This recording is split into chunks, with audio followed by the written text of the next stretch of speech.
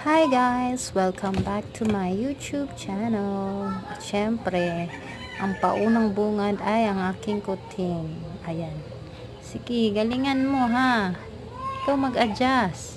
Bihira ka, oo. Bababa na yan. Background music ko nga pala yung mga motor sa labas. Ito yung strawberry drink na tinatry